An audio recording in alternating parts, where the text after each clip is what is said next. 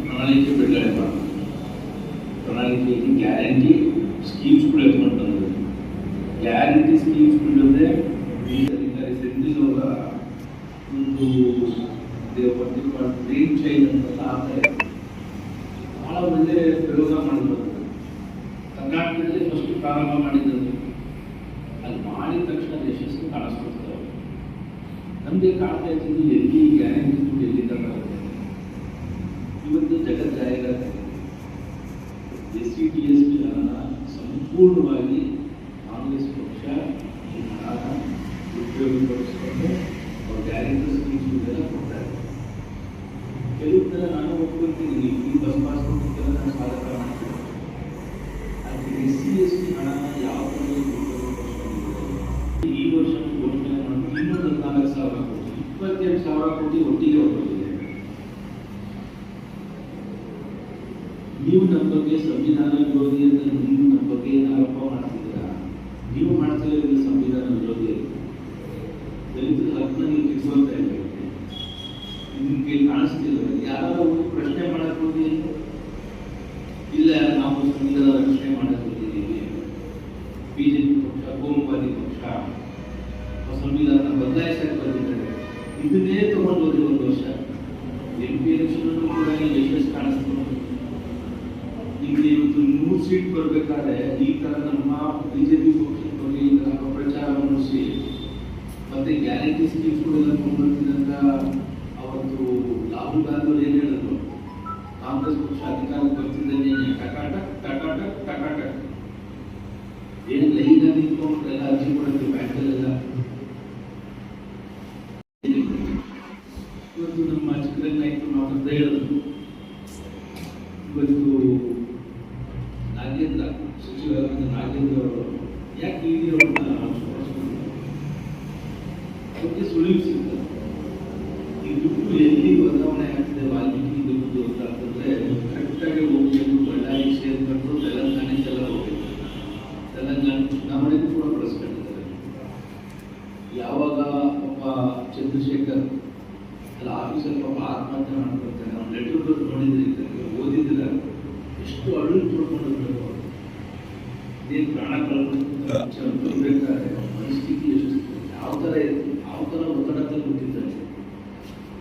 Meeting ಮೇಲೆ meeting ತಗೊಂಡ್ಬಿಟ್ಟು ಮೌಖಿಕ ಆದೇಶ ಕೊಟ್ಬಿಟ್ಟಲ್ಲ ಚಂದ್ರಶೇಖರ್ಗೆ. ನಾಗೇಂದ್ರ ಅರೆಸ್ಟ್ ಆಗ್ತಾರೆ. ನಮ್ಮ ಜಮೀನ್ ದೇವರವರು ನಾಗೇಂದ್ರ ಮನೆಗೆ ಹೋಗ್ತಾರೆ. ಚಂದ್ರಶೇಖರ್ ಮನೆಗೆ ಯಾರೋ ಲೀಡರ್ಸ್ ಹೋಗಿಲ್ಲ.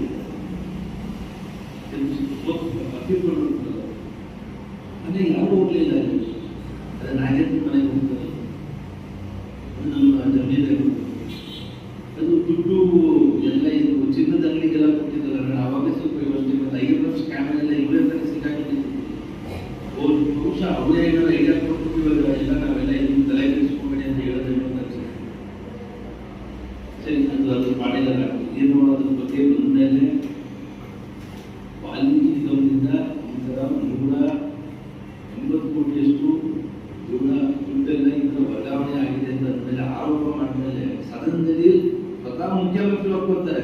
180 ಕೋಟಿ ಅಂದ್ರೆ ಅದು 98 ಕೋಟಿ ಅಂತ ನೀವು ಒಪ್ಕೊಂಡಾಗ್ತಾನೆ. ಮತ್ತೆ ನೀವು ಒಪ್ಕೊಂಡ್ಮೇಲೆ ಅದು ಯಾವ ನೈತಿಕತೆ ಇದೆ ನಿಮ್ಗೆ ಇಲ್ಲಿ ಉದ್ಗುಣಕಲ್ಲಿ? ನಾ ಹೇಳ್ತೀನಿ, ಇವಾಗ ಒಬ್ಬ ಶಾಸಕನಾಗಿ ನನಗೆ ಕೇವಲ ನಿಷೇಧದ ಅನುದಾನ ಕೊಡ್ತಾರಲ್ಲ, ಅದಕ್ಕಿಂತ ಜಾಸ್ತಿ ಮೀರಿನ ದುಡ್ಡು ಬೇಕು ಅಂತಂದ್ರೆ ಆ ಸೆಕ್ರೆಟರಿ ಲೆವೆಲ್ ಕೇಳಬೇಕು. ಟ್ರೆಜರಿ ವೆಚ್ಚಿಂದ ಕ್ಲಿಯರ್ ಆಗಬೇಕು. 98 ಕೋಟಿ ನಿಮ್ಮದಕ್ಕೆ ಬರ್ತೀವಿ. 98 ಕೋಟಿ ಏಕಾಏಕಿ ಒಬ್ಬ ಮಂತ್ರಿಗೆ ಆ ಥರ ಪರ್ಮಿಷನ್ ಕೊಡಕ್ಕೆ ಬರೋದಿಲ್ಲ. ಟ್ರೆಜರಿಯವರೆಲ್ಲ ನೀವಿರೋರು, ನೀವು ಹಿಂಗೆ ಫೈನಾನ್ಷಿಯಲ್ ಅಪ್ರೂವಲ್ ಕೊಟ್ಟು ಒಂದೊಂದು ಕಡೆಯಿಂದ ವರ್ಗಾವಣೆ ಮಾಡ್ತಾ ಇಲ್ಲ. ಮೇಲಿಂದ ಯಾರ ಆದೇಶ ಕೊಟ್ಟು ಅದಕ್ಕೆ ಯೋಚನೆ ಮಾಡಬೇಕಲ್ಲ. ನಾವಲ್ಲಿ ಹಿಂದೆ ಈ ಸರ್ಕಾರ ಬದಲಿ ಸಮುದಾಯದವರು ಇವತ್ತು ಅತಿ ಹೆಚ್ಚು ಇವತ್ತು ಪ್ರತಿಯೊಬ್ಬರು ಬೀದಿಗೆ ಇಳಿದು ಹೋರಾಟ ಮಾಡ್ತಾ ಇದ್ದಾರೆ. ಇವತ್ತಿನ ಪೇಪರ್ ಓದ್ತಾ ನಮ್ಮ ನೂತನ ಸಂಸದರಾದಂಥ ಸುನೀಲ್ ಬೋಸ್ವರು ಒಂದು ವಿಷಯ ಹೇಳಿ ಸರ್ಕಾರನ ಬಿಡುವಂತ ಕಾರ್ಯಕ್ರಮ ಮಾಡ್ತಾ ಇದ್ದಾರೆ ಬಿಜೆಪಿ ಅವರು. ಇಲ್ಲಪ್ಪ, ಖಂಡಿತವಾಗಲಿಲ್ಲ.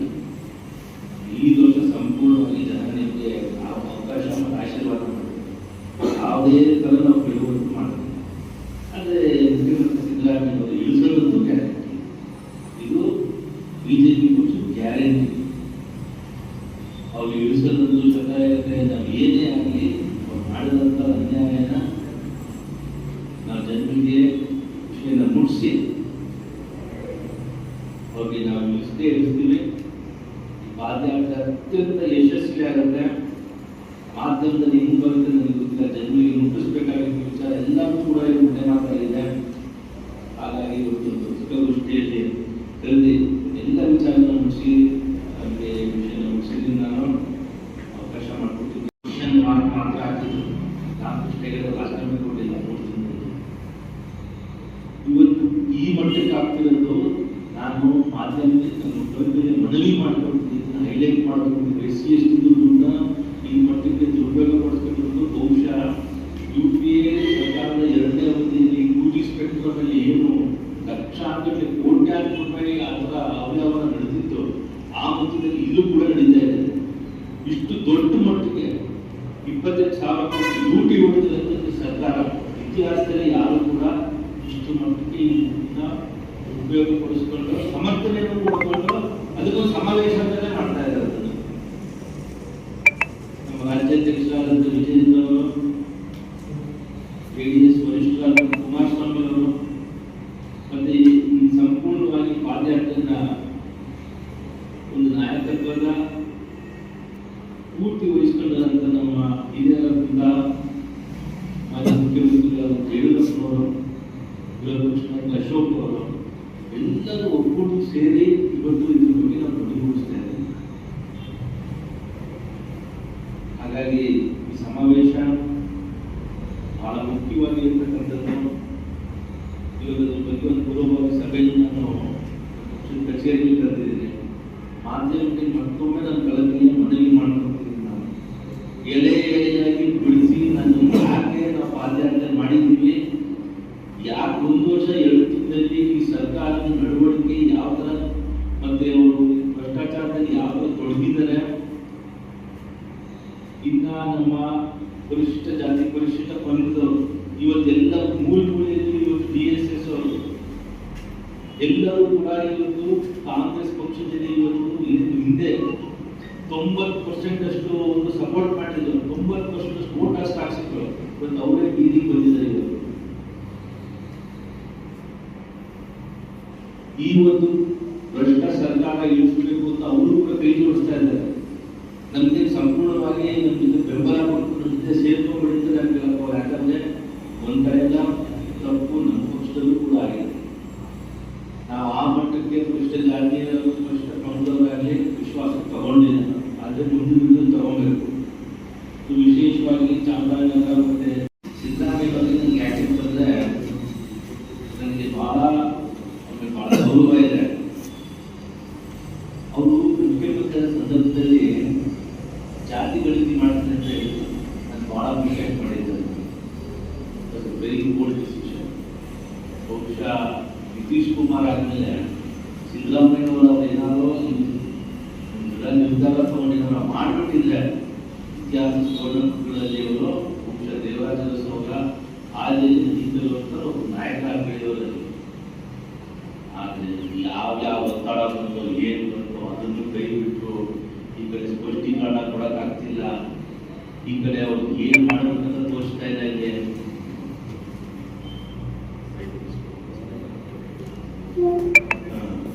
ಅಲ್ಲ, ಈಗ ಇದಕ್ಕೆಲ್ಲ ಬಂದಾದ್ಮೇಲೆ ಈಗ ಪಾದಯಾತ್ರೆಗೆ ಬಂದಿದೆ. ಈ ಪಾದಯಾತ್ರೆ ಜನಾಂದೋಲನದ ಕಾರ್ಯಕ್ರಮ ನಾವು ಅಂದ್ಕೊಂಡ್ವಿ. ಅದಕ್ಕಿಂತ ಮುಂಚೆ ಈ ಮಟ್ಟಕ್ಕೆ ಭ್ರಷ್ಟಾಚಾರ ತಾಂಡವಾಡ್ತಾ ಇದೆ, ಅಧಿಕಾರಿಗಳು ಬಿಡ್ತಾ ಇಲ್ಲ. ಸಾರ್ವಜನಿಕರಲ್ಲಿ ಈ ಸರ್ಕಾರದ ಬಗ್ಗೆ ಯಾವುದೇ ತರ ನಂಬಿಕೆ ಅಂತೂ ಏನು ಇಲ್ಲ. ಈ ಗ್ಯಾರಂಟಿ ಅವರು ಸಿದ್ದರಾಮಯ್ಯ ಕೊಟ್ಟಿದ್ದು ವಾರಂಟಿ ಎಕ್ಸ್ಪೈರಿ ಡೇಟ್ ಇದೇ ಶೀಘ್ರದಲ್ಲೇ ಬರ್ತಾ ಇದೆ. ಗೌರ್ನರು ನೋಟಿಸ್ ಕೊಡ್ತಾರೆ ಅಂತಂದ್ರೆ ಉಡಪೆಯ ಉತ್ತರ ಕೊಡೋದಲ್ಲ. ಬಹಳ ಅವ್ರು ಮಾತಾಡ್ತಾ ಇರೋದು ಅನ್ಸಾಕ್ ಬರದ್ವಾದ್ರೆ ಅವ್ರು ನೋಟಿಸ್ ಕೊಟ್ಟಾಗ ಅಷ್ಟು ಉತ್ತರ ಕೊಟ್ಟರೆ ಅವತ್ತು ಯಡಿಯೂರಪ್ಪರು ರಾಜೀನಾಮೆ ಕೊಡ್ತಾರೆ. ಈ ಹುಚ್ಚ ಉತ್ತರ ಕೊಡುವ ಅಂತ ಹೇಳಿದ್ರೆ ನೀನು ಅದು ಬಿಟ್ಬಿಟ್ಟು ಆ ಕಡೆ ಸಚಿವ ಸಂಪುಟದಲ್ಲಿ ನಿರ್ಧಾರ ತಗೊಂಡ್ಬಿಡ್ತಾರಂತೆ, ತೀರ್ಮಾನ ತಗೊಂಡು ಏನ್ ಮಾಡೋದು, ಜನರಿಗೆ ಬೇರೆ ತರ ಒಂದು ಸಂದೇಶ ಹೋಗ್ಬಾರ್ದು. ಎನಿ ಟೈಮ್ ಮತ್ತೆ ಗವರ್ನರ್ ಏನಾದ್ರು ಉತ್ತರ ಏನು ಕಾಯೋದಿಲ್ಲ, ಇನ್ನೊಂದು ನೋಟಿಸ್ ಕೊಟ್ಬಿಟ್ಟು ಅವ್ರು ಯಾವಾಗ ಬೇಕಾದ್ರೂ ಅರೆಸ್ಟ್ ಹಾಕೊಂಡು ಈ ಅರೆಸ್ಟ್ ತಪ್ಪಿಸ್ಕೊಳಕ್ಕೆ ಮತ್ತೆ ಏನ್ ಮರ್ಯಾದೆ ಕಾಪಾಡ್ಕೊಳಕ್ಕೆ ಅವರು ಸಿದ್ದರಾಮಯ್ಯನವರು ಅವ್ರಿಗೆ ಪಾದಯಾತ್ರೆ ಅನ್ಕೊಂಡಿದ್ದಾರೆ. ಅವ್ರ ಪಾದಯಾತ್ರೆ ಅವ್ರದ್ದು ಸಮಾವೇಶ ಅನ್ಕೊಂಡಿದ್ದಾರೆ. ಅವರು ಏನು ಹೈಲೈಟ್ ಮಾಡಕ್ ಕೊಟ್ಟಿದ್ದಾರೆ ಗೊತ್ತಿಲ್ಲ, ಯಾವ ತರ ಸಮರ್ಥನೆ ಮಾಡ್ತಿದ್ದಾರೆ ಗೊತ್ತಿದ್ದಾರೆ. ಮಾಡಿರೋದೇ ತಪ್ಪು, ಜಗಜ್ಜಾಹಿರಾಗಿದೆ. ಏನು ನಾವು ಮಾಡಿದ ಹೀಗೆ ಅಂತೆ ಅವ್ರು ಭ್ರಷ್ಟಾಚಾರ ಅವ್ರದೇ ಹೇಳ್ಕೊಂಡು ತೊಳ್ಕೊಂಡು ನೀವು ಹೇಳ್ತಿದ್ದಾರೆ. ಆಮೇಲೆ ಪ್ರತಿದಿನ ನಾನು ಕೇಳ್ಕೊಳ್ತೀನಿ, ಮಾಧ್ಯಮದವ್ರು ಇವತ್ತು ನಿಮ್ಮ ಮುಖಾಂತರ ಕೇಳ್ಕೊಳ್ತೀನಿ. ನಾನು ನಮ್ಮ ಪಾದಯಾತ್ರೆ ಪ್ರಾರಂಭ ಆಗೋ ದಿನದಿಂದ ನಾವು ನೋಡ್ತಾ ಇದ್ದೀವಿ, ಹಿಂಗೇರಿಯಿಂದ ಪ್ರಾರಂಭ ಆಗಿದೆ, ಎಷ್ಟು ಉತ್ಸಾಹದಿಂದ ನಡೀತಾ ಇದ್ದಲ್ಲಿ ಅದು ಬೇರೆ ಕಡೆ ವಿಚಾರಗಳು ಡೈವರ್ಟ್ ಆಗ್ತಾ ಹೋಗ್ತಾರೆ. ಈಗ ಡಿ ಕೆ ಶಿವಕುಮಾರ್ ಅವರು ಬಿಚ್ತೀನಿ ಅಂತ ಅವ್ರು ಇನ್ನೊಂದು ತೆಗಿತೀನಿ, ಈಗ ಅವ್ರು ತೆಗಿತಾರೆ ಅಂತ ಇವರು ಬಿಚ್ತಾರೆ. ಏನಕ್ಕೆ ಇವೆಲ್ಲ ತಗೊಂಡು ಮಾತಾಡ್ತಿದ್ದಾರೆ? ಈಗ ಸರ್ ಅದು ಪೇಪರ್ ಎಲ್ಲ ಮತ್ತೆ ನ್ಯೂಸ್ ಅಲ್ಲಿ ಟಿ ಆರ್ ಪಿ ಅವರಿರ್ಬೇಕು, ಟಿ ಆರ್ ಪಿ ಎಲ್ಲ ಒಂದು ಇತಿಹಾಸದಲ್ಲಿ ಹಿಂದೆ ಇದೇ ತರ ಪ್ರಜಾವಾಣಿಯಲ್ಲಿ ಇಷ್ಟೇ ಕಾಲಮ್ ಬರ್ತಿದ್ದು ಒಂದು ನ್ಯೂಸ್ ಆರ್ಟಿಕಲ್ ತೆಗಿತು. ಎಲ್ಲಿ ಜನರಿಗೆ ಸ್ವಲ್ಪ ಇದಾಗುತ್ತೆ, ಜಾಗೃತಿ ಕುತ್ಕೊಂಡಿರ್ತಾರೆ. ನಿಮಗೆ ಸ್ವಲ್ಪ ನಿಮ್ಮ ಉಪಮುಖ್ಯಮಂತ್ರಿ ಕೇಳಿ, ಅಲ್ಲಿಂದಲೇ ಶುರು ಆಗಿದೆ. ಅವರೇ ಕೊಟ್ಟಿದ್ದಾರೆ ನಮಗೆಲ್ಲ. ಇವಾಗ ಅವರೇ ಹೋಗ್ತಾ ಇದ್ದಾರೆ, ಒಂದೊಂದೊಂದು ಕಡೆ ಅವರೇ ಹೋಗ್ತಾ ಇದ್ದಾರೆ. ಜನರನ್ನ ಸೇರಿಸ್ಕೊಂಡು ಯಾವ ಸಕಲ ನಮ್ಮ ಮುಖ್ಯಮಂತ್ರಿ ಅಂತ ಹೇಳ್ಕೊಂಡು ಎಲ್ಲ ಕಡೆ ಸೇರಿಸಿ ಕೋಟ್ಯಾಂತರ ರೂಪಾಯಿ ಖರ್ಚು ಮಾಡಿಕೊಂಡು ಎಂಟೈರ್ ಅಡ್ಮಿನಿಸ್ಟ್ರೇಷನ್ ಮಿಷಿನರಿನೇ ಇವತ್ತು ನಿಂತ್ಕೊಂಡು 9ನೇ ತಾರೀಕು ಕಾರ್ಯಕ್ರಮಕ್ಕೆ ಅಲ್ಲಿ ಮಾಡ್ತಾ ಇದ್ದಾರೆ, ಚಾಲನೆ ಮಾಡ್ತಾ ಇದ್ದಾರೆ. ಎಂಟೈರ್ ಮಿಷಿನರಿ ಎಲ್ಲರಿಗೂ ತಾಕೀತು ಮಾಡ್ಬಿಟ್ಟಿದ್ದಾರೆ. ಆಶಾ ಕಾರ್ಯಕರ್ತರಿಗೆ, ಅಂಗನವಾಡಿ ಕಾರ್ಯಕರ್ತರಿಗೆ, ನಮ್ಮ ಟೀಚರ್ಸ್ ಅವರಿಗೆ ಎಲ್ಲರಿಗೂ ಹೇಳ್ಬಿಟ್ಟಿದ್ದಾರೆ ವಿತೌಟ್ ಫೇಲ್ ಬರಬೇಕು ಅಂತ ಹೇಳಿ ಕಾರ್ಯಕ್ರಮ. ಡಿಸಿ ಇಂದ ಹಿಡಿದು ಎಸ್ ಪಿ ಹಿಡಿದು ಏನು ಕಾರ್ಯಕ್ರಮ ಭರ್ಜರಿ ಸಕ್ಸಸ್ ಮಾಡಬೇಕು ಹಾಗೆ ಹೀಗೆ ಅಂತ 1 ಲಕ್ಷಕ್ಕಿಂತ ಜಾಸ್ತಿ ಜನ ಸೇರಿಸಬೇಕು ಅಂತ ಜಾಗ ಇಳಿಸದೆ ಒಂದು 60ರಿಂದ 70,000 ಅಷ್ಟೇ. ತಿಕ್ಕುಲಾಗ ಹೊಡೆದ್ರು ಜನ ಸೇರಲ್ಲ. ಅದರಲ್ಲಿ ಅದಕ್ಕಿಂತ ಜಾಸ್ತಿ ಜನ ಸೇರಿಸಬೇಕು ಅಂತ ಇದರಲ್ಲಿ ಕೋಟ್ಯಾಂತರ ರೂಪಾಯಿ ಖರ್ಚು ಮಾಡ್ತಾರೆ. ಅದನ್ನು ನನಗೆ ಗೊತ್ತಿಲ್ಲ, ಈ SC/ST ಹಣನೇ ಎಲ್ಲರೂ ಬಳಸ್ಕೊಂಡಿರ್ತಾರೆ. ಮಂದಿರೋರೆಲ್ಲ ನಮ್ಮವರು ಅದಕ್ಕೂ ಸೇರಿಸ್ಬಿಟ್ಟಿರ್ತಾರೆ, ಅದಕ್ಕೆ ಅವ್ರಿಗೂ ಕೊಟ್ಟಿಲ್ಲ ಅಂತ ಹೇಳ್ಬಿಡ್ತಾರೆ. ಈ MP ಎಲೆಕ್ಷನ್ಗೆ ಕರೆಕ್ಟಾಗಿ 2 ತಿಂಗಳು 3 ತಿಂಗಳಿಂದ ಕೊಟ್ಟಿರಲಿಲ್ಲ ದುಡ್ಡು. ಕರೆಕ್ಟಾಗಿ MP ಎಲೆಕ್ಷನ್ ಬಂದಾಗ ಎಲ್ಲ ಖಾತೆಗೂ ಜಮಾಯಿಸ್ಬೇಕು. ಈಗಲೂ ಕೂಡ ದುಡ್ಡು ಬಂದಿಲ್ಲ. ಈಗ ಮೋಸ್ಟ್ಲಿ TP ಎಲೆಕ್ಷನ್ ಬಂದಾಗ ಆಗ ಒಟ್ಟಿಗೆ ಸೇರಿಸ್ಕೊಂಡು ಕೊಟ್ಬಿಡ್ತಾರೆ. ಇದೆಲ್ಲ ಪ್ರಜಾಪ್ರಭುತ್ವ ವ್ಯವಸ್ಥೆಯಲ್ಲಿ ಆಗ್ತಿರೋದು ಸರಿ ಇಲ್ಲ. ಇತ್ತೀಚೆಗೆ ಸ್ವತಃ ಉಪಮುಖ್ಯಮಂತ್ರಿ ಡಿ ಕೆ ಶಿವಕುಮಾರ್ ಅವರ ಕ್ಷೇತ್ರದಲ್ಲಿ ಒಬ್ಬ ದಲಿತರಿಗೆ ಅವರು ಏನು ಕೈನ ಕಟ್ ಮಾಡ್ತಿದ್ದಾರೆ, ತೀವ್ರವಾಗಿ ಇವತ್ತು BSS ಅವರೆಲ್ಲ ಖಂಡಿಸ್ತಾ ಇದ್ದಾರೆ. ಪಾಪ PH ಅವರು ಪರಶುರಾಮ ಅವನು ಪಾಪ ಅವ್ರ ಒತ್ತಡ ಕಡಿಲಾದ್ರೆ ಅವನ ಹೃದಯಾಘಾತದಿಂದ ಪಾಪ ಅವನನ್ನು ತಿಳ್ಕೊಂಡಾರೆ. ನಂಜುಂಡೇಶ್ವರ ಮತ್ತೆ ನಾನು ಸೇವೆ ಮಾಡೋದನ್ನ ಒಂದು ಅವಕಾಶ ಮತ್ತೆ ಸಿಗತ್ತೆ. ಖಂಡಿತವಾಗ್ಲೂ ಈ ಮಟ್ಟಕ್ಕೆ ಈ ತರ ಅಭಿವೃದ್ಧಿ ನಿರ್ಲಕ್ಷ್ಯ ಇದ್ದು ನಾನಂತೂ ನನ್ನ ಅವಧಿಯಲ್ಲಿ ತೋರಿಸಲಿಲ್ಲ. ಅದಕ್ಕೆ ಅವಕಾಶ ಮಾಡಿಬಿಟ್ಟು ಮತ್ತೆ ನಾನು ಸರಿಪಡಿಸ್ತೀನಿ ಅಂತ ಹೇಳಿದ ಪಾದಯಾತ್ರೆಗೆ ಎಲ್ಲರಿಗೂ ಕೂಡ ನಾನು ಪಕ್ಷದ ಮುಖಂಡರು, JDS ಪಕ್ಷದಲ್ಲಿ ನರಸಿಂಹಸ್ವಾಮಿ ಅವರು ಕೂಡ ಮೀಟ್ ಮಾಡ್ಕೊಂಡು ಮಾತಾಡ್ಸ್ಕೊಂಡೆಲ್ಲ ಬಂದಿದ್ದೀನಿ. ನಾನು ಈ ಪಾದಯಾತ್ರೆ ನಾವು ಕೂಡ ಕೈ ಜೋಡಿಸ್ಕೊಂಡು ಅತ್ಯಂತ ಯಶಸ್ವಿಯಾಗಿ ನಡೆಯುತ್ತೆ ವಿಶ್ವಾಸ ಇದೆ. ಅವಕಾಶ ಮಾಡಿಕೊಂಡು